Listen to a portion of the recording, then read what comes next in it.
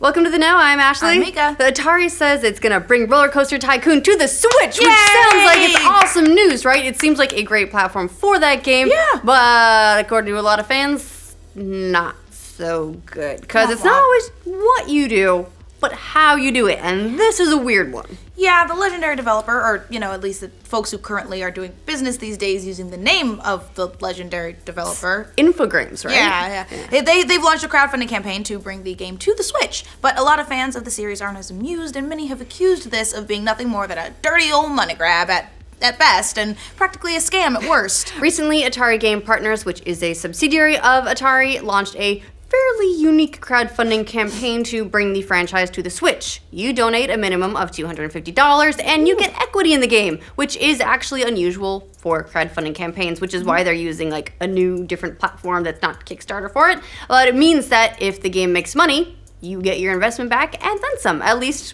in an ideal world. Atari boss Todd Schaubetter starred in a video on YouTube promoting the fundraiser, and in the video, he brags about how Atari is a global publisher whose top franchises have made more than $2 billion, which, of course, leads to the question, then why the hell do you need to crowdfund a Switch port of the game, especially a proven commodity like Roller Coaster Tycoon? Schaubetter even adds, "We know what we're doing. We've done this." I bet you have.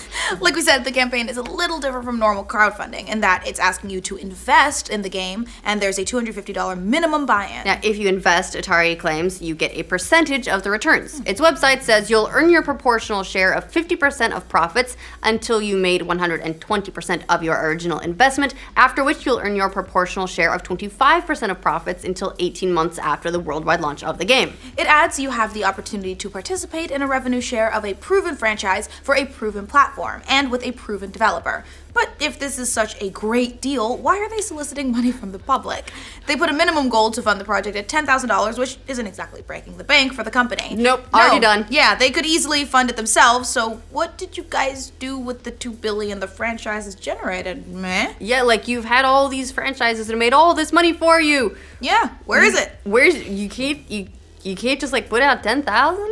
I don't know. It's kind of a unique proposition, but overall it's left a pretty weird taste in a lot of people's mouths, especially considering that crowdfunding games is usually done by up-and-coming indie studios whose dreams may be bigger than their wallets. I mean, the Shenmue 3s of the world are the exception, not the rule for crowdfunding. Yeah, so far the Atari campaign has raised more than $16,000, which is a long way for their upper goal of more than $1 million. Don't worry, you're on your way. There are rewards too, in case you were wondering. It's not just investment. If you invest $750, you get 25% off a copy of the game when it releases. What? Yeah, and if you drop $1,500, you get one free copy of the regular edition of the book, The Art of Atari. What a deal! Holy shit, I'm spending $15,000 and maybe I'll get 50% off a game. You'll have enough to give friends and family. Yeah. So, how did fans respond to this news that Roller Coaster Tycoon is coming to the Switch? Not well at all. Nope. Feedback to the crowdfunding campaign has not been kind, to say the least. The YouTube video has been downvoted to oblivion, with fans showing how they feel about it. The video is currently about 92% downvoted, and it's brand new, so we'll see if it can unseat Call of Duty Infinite Warfare's 3.6 million downvotes. It's a long shot, but everyone's got to have goals. Well, at the very least, this is a more impressive dislike ratio. This is 92% is more than Infinite Warfare, so you got that going for you. Proud of you. There was also concern over some fine print in the campaign that gets a little bit potentially shady, because it seems to allow money raised via the campaign to be spent on other things not related to the game. Huh. That's very shady. Also, there's this concern over what kind of game this will actually be. Atari said it will be an all-new game, but fans still remember 2016's Roller Coaster Tycoon Worlds, which was a bit of a disaster. And there was a mobile game last year, Roller Coaster Tycoon Touch, so would this just be a mobile port? Well, is that it? It's vague. It's vague as that.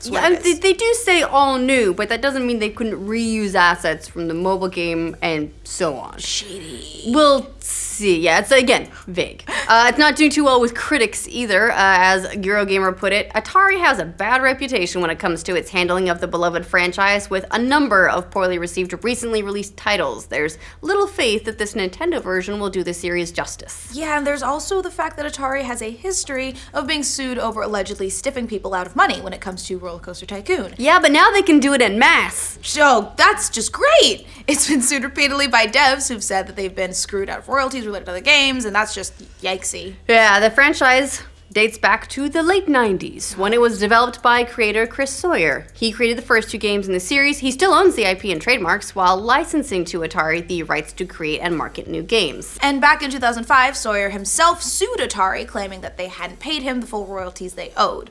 Back then, the series had made about $180 million, $30 million of which went to Sawyer, but he claimed he was still owed about $4.8 million more. That ended in an undisclosed settlement. But, enough for everyone to walk away satisfied, I guess. Yes. Most recently, Frontier Developments, the studio that made Roller Coaster Tycoon 3, also sued Atari, Yay. saying the company still owed Frontier $2.2 million in back royalties from the 2004 game. No word on whether or not that's been settled. If it has, it was pretty quiet. So yeah, Atari has definitely been accused of shady behavior in the past for how they handle Roller Coaster Tycoon. Doesn't that give you some real confidence? Yeah. You want to invest? Yeah. So why this campaign? It seems silly from where we're sitting, right? We're obviously making a lot of jokes at its expense. From Atari's perspective, it does make sense. They'd want to spread out the risk to outside investors rather than footing that bill all on their own. I mean, you could buy a lot of sandwiches for $10,000. Oh, yeah. Or given the relatively low amounts of money, at least when it comes to game development, this could be maybe more of a marketing stunt. Yeah, using crowdfunding as a marketing tool isn't unusual. It's actually pretty common to run campaigns that function more as pre-orders for a product the company wants to make. We've even done that here at Rooster Teeth before. You get solid numbers on what demand is looking like, and you know how many of something to manufacture. But on the other hand, this isn't one of those campaigns. Yeah. And it seems like they're trying a little bit too hard to convince us how great this alleged opportunity is. It feels like one of those, hey, you want to buy some stuff pitches?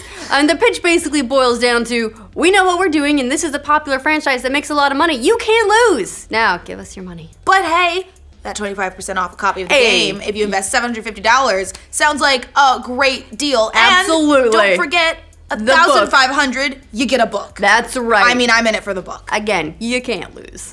Unless the game never makes money. And then you lost. In any case, Atari probably never expected to get this kind of backlash. But hey, here we are. Yeah. We'll have to wait and see what kind of game comes out of all this. Hopefully, for fans, it'll be a good one. I would like very much to be wrong on this. It just feels kind of weird. Yeah, so what do you guys think of Atari's idea to crowdfund a Roller Coaster Tycoon game for the Switch? Let us know in the comments. And for all your Atari and Roller Coaster Tycoon news, make sure you like this video. And if you're new around here, subscribe to The Know. I'd pay $750 for Zoo Tycoon. I remember when I was in high school, we had Roller Coaster Tycoon installed on one of the science lab PCs. Oh, nice. And our physics teacher liked to let us play that because we'd get a sense of momentum and gravity. Yeah, he was like, it's educational. I was like, you just don't want to do it with us today.